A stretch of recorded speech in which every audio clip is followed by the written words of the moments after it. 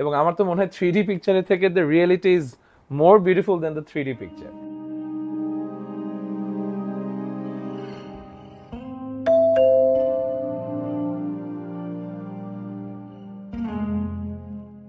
আমি মেহেদি হাসান নর্সাদ ইউনিভার্সিটিতে পড়াচ্ছি।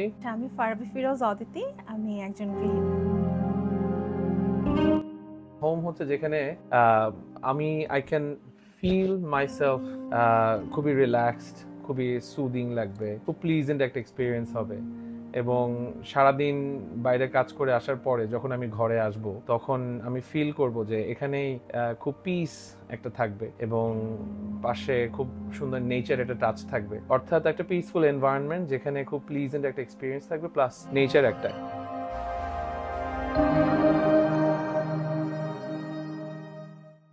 মানে বাসা হচ্ছে একটা শান্তির জায়গা।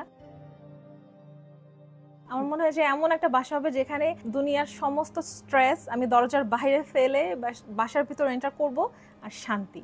তো আমরা প্রায় 4 থেকে 5টা ইন্টার হাউসের সাথে কথা বলি। তো সেখানে কথা বলার পরে তারা বিভিন্ন প্রাইস কোটেশন দিচ্ছে, প্লাস আসলে ওনাদের ভেতরে আমি যে জিনিসটা খুব মিসিং ছিল বলে মনে হচ্ছে সেটা হচ্ছে আন্তরিকতা, যে একটা আন্তরিকভাবে খুব একটা ফ্রেন্ডলি একটা এনভায়রনমেন্ট এবং কি লাগবে কি করব। হ্যাঁ, মানে আমি ওনাদের যে ক্লায়েন্ট, মানে ক্লায়েন্টকে আমার মনে হয় ক্লায়েন্ট হিসেবে ফিল করানোর থেকে একদম খুব কাছের একটা মানুষ যার জন্য আমি খুব তার কাজটা আমি করে দিব, এরকম একটা ফিলিং আমি আসলে অন্য ইন্টার হাউসে পাইনি, যেটা সত্যি কথা।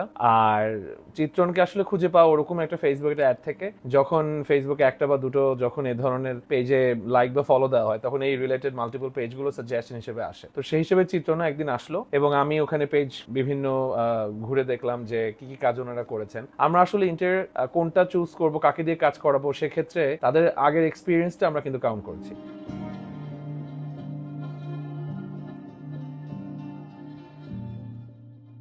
এখানে আমাদের পছন্দের পুরোটাই এখানে 100% রিফ্লেকশন ছিল। ওনারা সাজেশন দিয়েছে, ওনাদের বেশ কিছু সাজেশন আমরা দেখে ওখান থেকে যে না এভাবে করা যায় কিনা, বাট দিন শেষে ওনারা সবসময় বলেছেন যে এরকম 2টো বা 3টো অপশন আছে, আপনি এখন এটা চুজ করবেন সবকিছু দেখে। কিন্তু দিন শেষে ওনারা সবসময় আমাদেরকে চয়েস দিয়েছেন, অপশন দিয়েছেন, তারপর আমরা পিক করার পরে সেই কাজটা আসলে করা। আমি আমার বেডরুমের থেকে কিচেনে আমি বেশি টাইম স্পেন্ড করি। আমি সবসময় বলি সবাইকে যে আমার রান্নাঘরে কাজ না থাকলেও আমি শখে শখে রান্নাঘরে চলে যাই, ব্যাস শুধু আমার রান্নাঘরটাকে দেখতে। মানে এটা অন্যরকম একটা ফিল আসে আমার যে এত সুন্দর একটা রান্নাঘর, মাশাআল্লাহ মাশাআল্লাহ।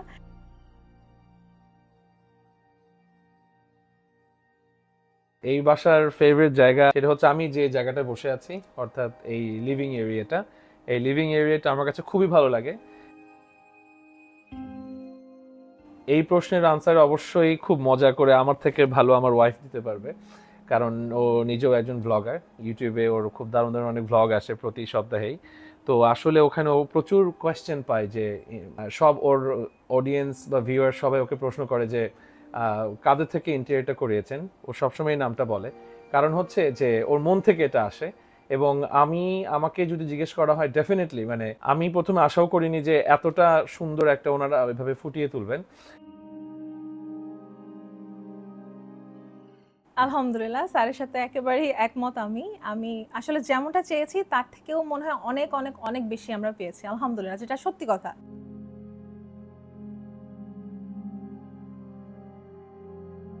আফটার সেল সার্ভিসে আমি বলবো যে চিত্রনের সহযোগিতা খুবই ভালো ছিল এবং তাদের রেসপন্সটা খুবই ফাস্ট এবং খুব কম মানে শর্টেস্ট পসিবল টাইমে ওনারা হেল্প করেছেন। তো সেক্ষেত্রে আমি চিত্রন ইন্টারিয়রের কাছে খুবই গ্রেটফুল।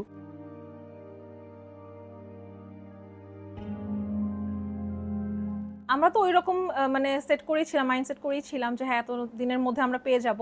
তো মাঝখানে আবার ইলেকশনও চলছিল, তো ভাবলাম যে ইলেকশনের কারণে আবার কাজ থেমে যায় কিনা বা কোনো ঝামেলা হয় কিনা, কিন্তু না, ইলেকশনের মধ্যেও ওনারা তাদের কাজ চালিয়ে গিয়েছেন এবং আলহামদুলিল্লাহ একদম 3 মান্থসের ভেতরেই আমরা আমাদের হ্যান্ডওভারটা পেয়ে গিয়েছি।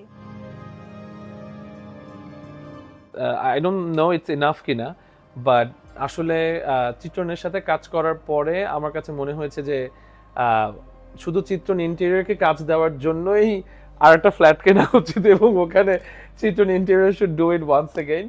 তো আমার কাছে মনে হয় মানে সেটাই আমার কাছে মানে প্রপার আমার কাছে মনে হয় that should be the feedback from me